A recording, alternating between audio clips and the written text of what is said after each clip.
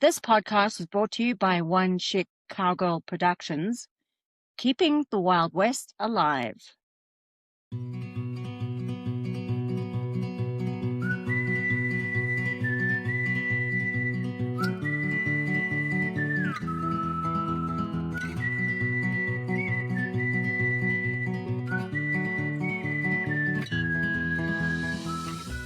Hi there, and welcome to She Brands the Land, where land meets legacy. I'm Charlie Henderson, and it's great to be back with another episode sponsored by the Lewis Henderson team. Today we have another special guest who's part of the fabric of our valley. But before I introduce her, I want to set the scene. Here we go. And apologies in advance because I get emotional when I think of this day. So I'm going to do my best to get through it without falling apart. It was almost a year ago when hundreds of cowboy hats stared back at me on the field at McKay Branch. It was an overcast afternoon, and there was a giant tent in the middle of the field. And I'd honestly never seen so many cowboy hats in one place at a time. And I am part of the rodeo, so that tells you how many people were there. We were all there to celebrate the life of Jeffro Groom, or Jeffro as we all knew him. On the side of the tent was an old chuck wagon with little memorabilia of Jeffro's life on it, and also displayed his custom brand. And I'm just noticing that Amy's wearing a necklace with a custom brand. So that's the one we're talking about. I soon found my people. I stood with Jim Schneider and Parker Nislanik, and we all shot the breeze, before the service began. Parker's two little boys, Colby and Carson, sat in front of me on a bench. I still have this amazing photograph, which I should send to you, Amy, because it's the most gorgeous photo that captures these two young little ranch boys with their cowboy hats, and they were impeccably dressed with iron shirts, just, what little cowboys do. And they were here to pay their respects to a person that they probably didn't know, but they knew meant a lot to their father and their mother. So the crowd simmered down as the service started and the music began, and we all panned out to see a horse on the horizon. Leading that horse was Dylan, Jeffro's eldest son, ponying a riderless horse named Taos, a 2-year-old it was the last horse that Jeff actually bought and was broke by Josie Day. That image was so profound, an empty saddle of a fallen cowboy. Then the family came into vision, Amy, Bowen, and the family all riding towards us. I think they wanted that moment told together before they came down. I see your voice crackling. Music was playing, and we all struggled, all of us, to hold our stuff together. The service couldn't have been more beautiful. Stories were told of Amy and Jeffro and how they met and all that kind of stuff. So I got to know you even more on that day and about his life and the boys. It was such a special day for so many reasons. We were there celebrating the life of a true cowboy, and it was just amazing to see the turnout of generations of ranch families in this valley that spoke volumes. And I think what it makes this valley so special, because we all have a really strong sense of Western community here. Naturally, it ended up in a violent thunderstorm, and I just remember everybody scattering. It was like wind came. And maybe that was Jeffro. He was just larger than life, right? That was August 2nd, 2025. And the show goes on. I'm happy to say that Amy has taken the reins in true cowgirl fashion. And so when she and I met 2-3 weeks ago or so, and I mentioned the podcast, and I said, would you be interested in coming on it? And she said, yes. And I'm so grateful. So Amy, thank you so much for being here. Oh, thank you. And thank you for having me. And thank you for celebrating Jeffro. So as is customary on the show, my first question is, were you born in this valley? And if you weren't, where did you come from and when did you get here? I was not. I was raised on the Front Range in Evergreen. And not with horses. My parents were very smart. They just sent me to summer camps to kind of get the horse bug out of me every year. And then I ended up in the valley. My sister and I ended up buying a business here in downtown Basalt, a stationery store. And so I moved here in, I think, about 2005, is when we ended up here and ultimately stayed. I just slowly was visiting her every few weeks, and then I slowly just kind of started moving in with her and decided to make Basalt home. Yeah, so that was quite a while ago. It was like I think you and I met like 8 or 9 years ago. We did. And you had that business. So so your sister, I think came first, and then you sort of got involved, and then she moved away. Some, maybe you can tell us, like, were you from an art background? How did you get into the stationery business? Yeah, so I actually went to CU Boulder for architecture, and that's where I graduated from. And I was so tired after 4 years of architecture school that I decided to pause and really think about if I wanted to do my master's in architecture. One of my professors said, "You won't make money in architecture till you're 40." And I was like, "Oh, that's a little scary." So I just got into the design world. I was kind of self-taught through architecture school to become a graphic designer, and I slowly just started doing that. And when we bought the stationery store, it naturally, I just was designing a lot, doing invitations and wedding stationery and those types of items. So that came pretty naturally. And then I fell in love with Basalt in the Roaring Fork Valley and moved from Denver. I was living in Denver at the time. My sister was living here, and that's how I slowly progressed up here. Like most people that come to visit and don't leave. Yeah. Well, I don't remember that actual store, but it's for those of you who uh, remember it, it is the space that the Golden Bough is in currently, and it's kind of like a fun little story because I just helped BJ Brett, Barbara Jean Brett. She is a current tenant there, but she's moving down to Craft Coffee. And so I just love how that entire Midland Avenue in Basalt has such great energy and such great history that it passes on to one another, right? It does. It's a small, fun town, and it's great. When you walk around and kind of, you can say hi to 20 people very easily that you know.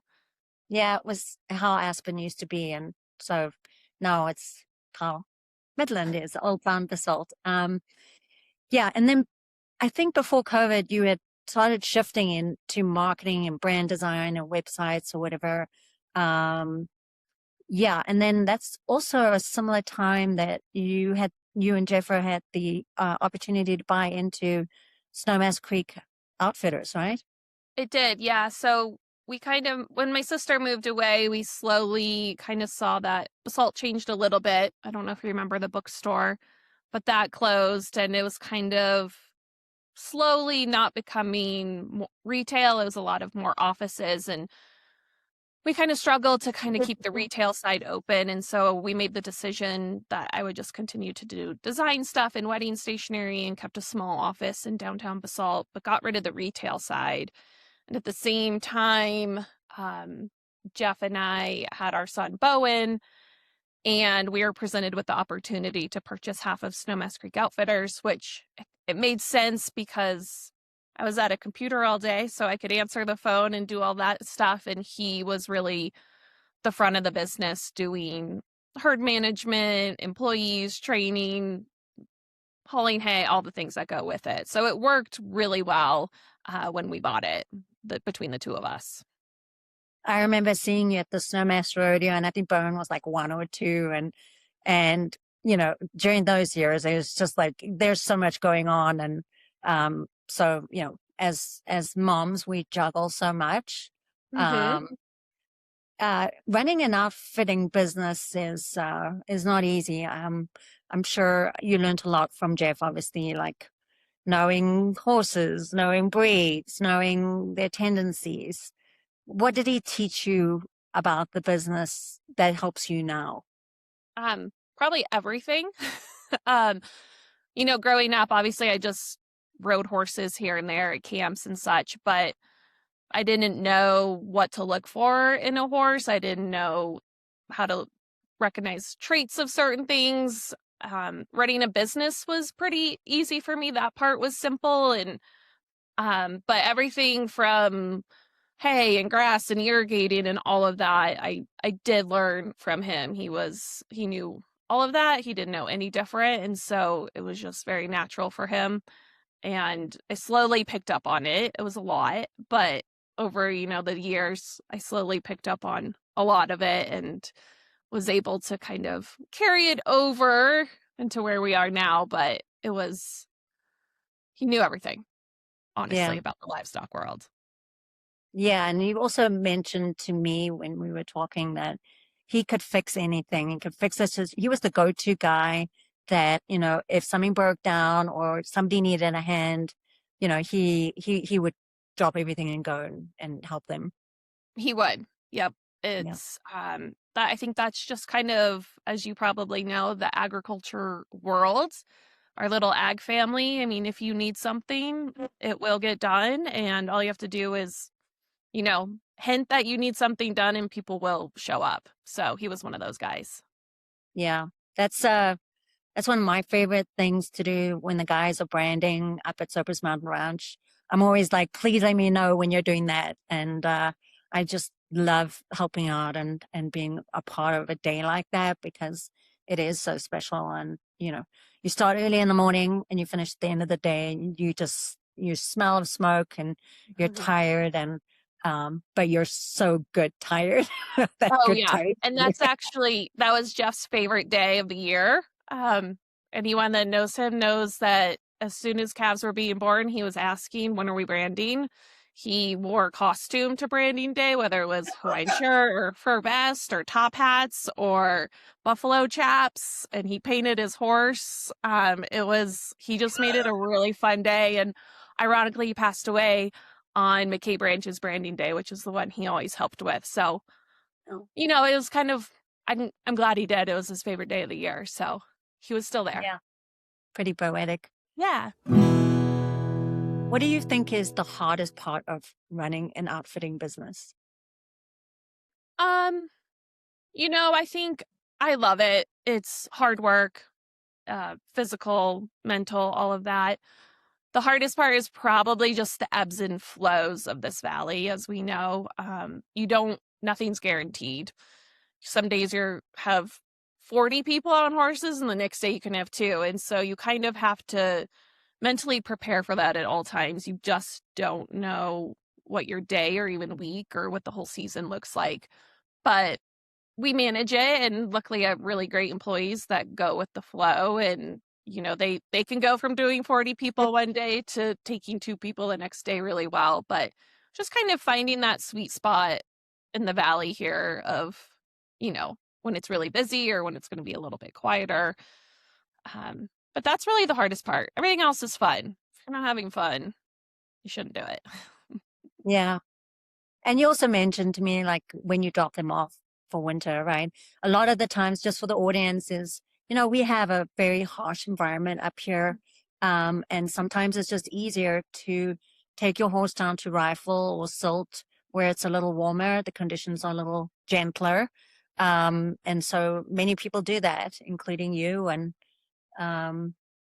We do. Yeah. So we have about 60 horses, and we take them all down to Rifle where it's a little more mild for the winter. And it's kind of sad because I love seeing them every day and they're always greeting us at the gates. And so when you turn them out, but they know that it is winter and that they are off for 6 or 7 months. And so it makes me really happy, but I'm like, I'm going to miss you guys. But obviously we have someone watching them, but it makes me a little sad because I like smelling like horses and being around them, all their little personalities.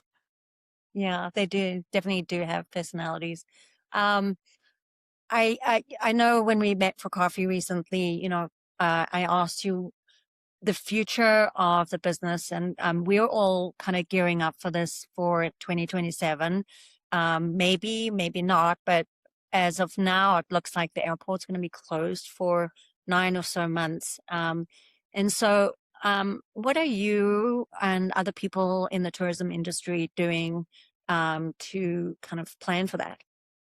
Yeah, so I would say last summer we all started kind of chatting about it once we heard that it would probably happen.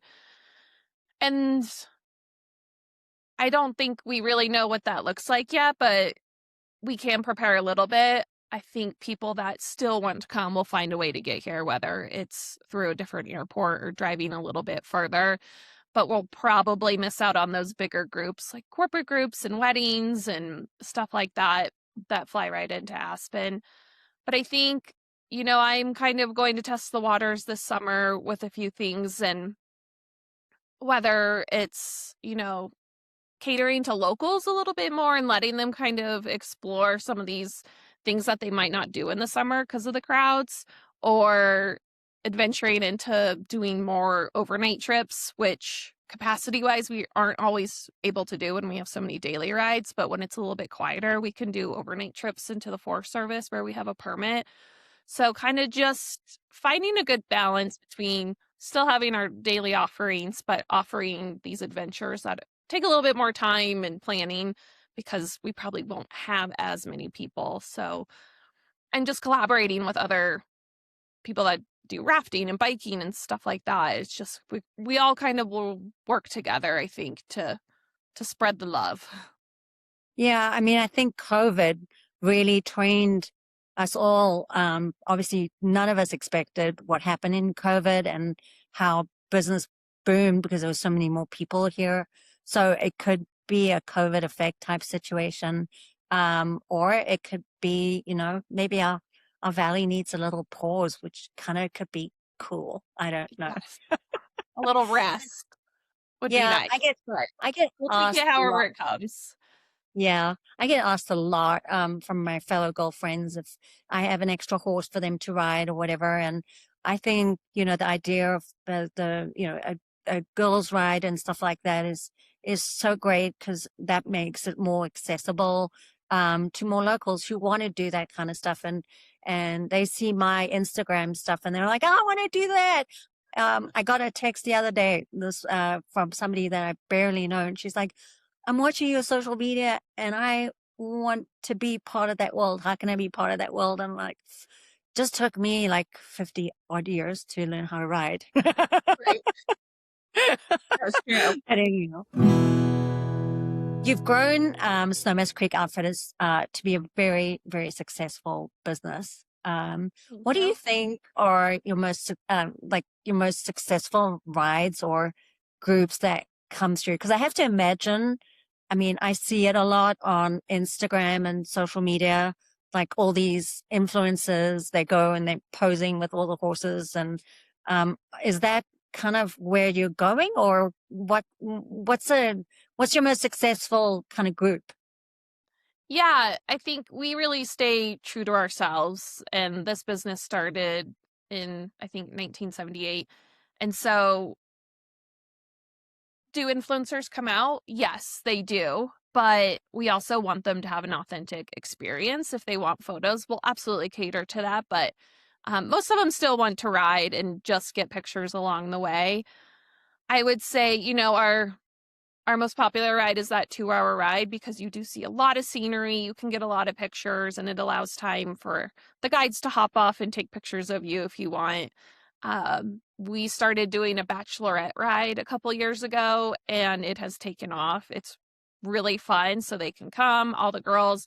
Some of the brides make Pinterest boards and tell the girls what to wear, so it's a very photographic moment. And then they can stay and have like a charcuterie board that's made locally and just hang out. So that one's become really popular. I have quite a few coming up this summer. And then I think like our half day rides are really popular too, which are closer to Snowmass Lake. And those are just nice. They're kind of off the beaten trail, and you ride for about 2 hours, have lunch, and then come back for about 2 hours. But between those kind of three rides, those are our most popular. And then we Yeah. also specialize in corporate groups because we are one of the outfitters that can accommodate those larger numbers of 20-ish people. and we do get them all on and all at the same time. And we have a bunch of Wranglers intermixed with them. And those are really fun too, because it's a lot of these people don't always know each other when they're in corporate groups, and it's fun. They start off like, can I be my husband or my wife? And by the end, they're all mixed up and laughing and having a good time. So it just, a lot can happen in an hour and a half, 2 hours with those big groups, which is fun to see.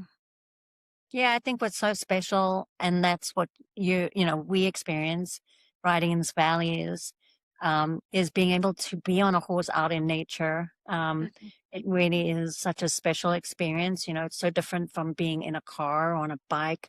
This is a living being, and it's part of like the Western heritage of the history of this country. So, and we have such a beautiful valley for that. So, and speaking of which, I mean, you've seen a lot of change in the valley, and so had Jeffro.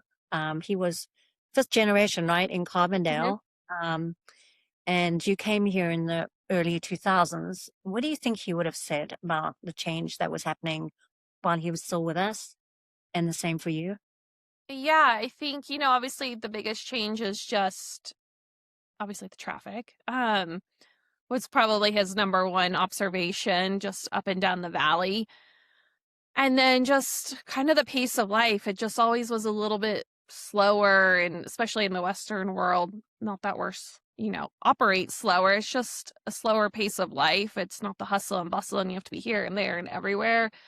And so there were times where he said we should leave and we should try something new, and it's changed.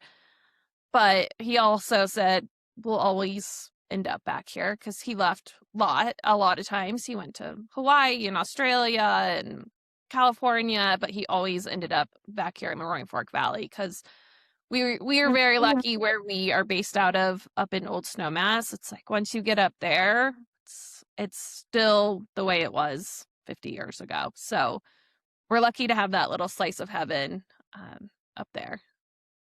Yeah, I feel the same way. When I off at the Emma schoolhouse, for me, it's just like my brain flips and kind of, I disappear, and then, at the same pace, the quietness and all of that. It's just such a relief in the world that we're in, as a community. So, yeah. So, Amy, I opened up with a tribute to Jeffro, and I'd love to close with one. Can you perhaps share with the audience, describe him, and Yeah. how about it, don't make you too emotional, but if you can just tell us a little bit about the man he was. Yeah, he was obviously fifth generation, and he was just, we called him the Jeffro of all trades. He really, there wasn't anywhere we went that he didn't know somebody. There was not, he would always see random horse brands or horse. He'd be like, I know that horse. And he knew every breed and all of it and where that horse came from and its lineage. So he was very knowledgeable in that world, which was fun. He was a talker, so you always learn something, and you might have heard the story 100 times, and it always changed a little bit each time, um, which was fun. To be in the background listening to it, you're like, did that happen? But he really loved life, and he had a very full life, and um, he just, nothing scared him, even when, they told him he was going to pass away, and it didn't scare him. Wow. Yeah. Wow. What the audience also didn't know was he was an incredible skier, wasn't he? Yes, he was. He had 9 knee surgeries from skiing, in his younger years. He was a instructor at Vail, with quite a few friends for a couple winters, and he worked for Warren Miller, packing camera gear around. So he went to some really cool places and skied, and he was a beautiful skier, which is shocking. You don't put cowboys skiing together, but he was a ski racer when he was younger, but when he skied, it was like he was roping. It was just so smooth, and he was a natural at it. No, it's beautiful. Yeah. I'm sorry, I didn't mean to make you No. emotional. Um, Oh, it's okay. I like so talking about him, so it's totally yeah, fine.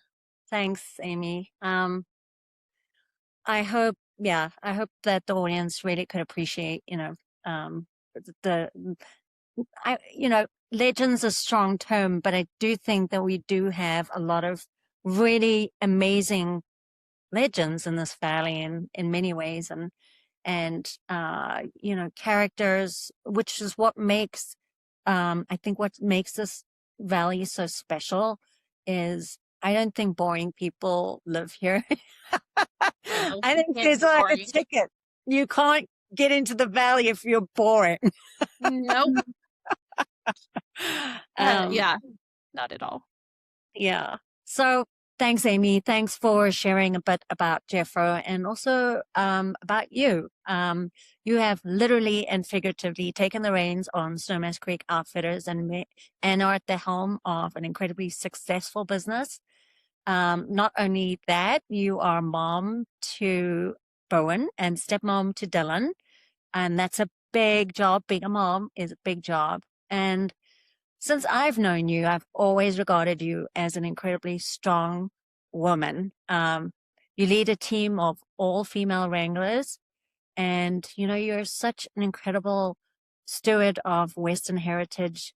Even though you weren't born into it, as was not I, but it's part of what we love so much about this valley and what this podcast is all about. I really want to document and tell the stories of incredible people like you and how you're contributing to our community. So thank you. Well, thank you. Yeah, like you said, I married into it, but I'm not going to widow out of it because I love it. And all the people that we're surrounded by are the best. I can't imagine life without all the people and all the horses in it. Exactly.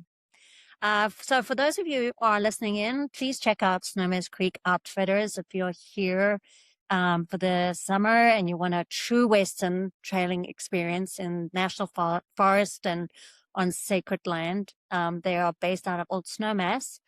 And when you turn off onto that road, you truly do disappear into the wilderness. So try and venture out with them if you can. And as always, please, if you like the podcast, please hit follow and subscribe wherever you listen to your podcasts. And if you like it and want to rate it, that's great for the algorithm. Thanks for your time today. I hope you learned a lot about this really special woman. And until next time, giddy up and be well.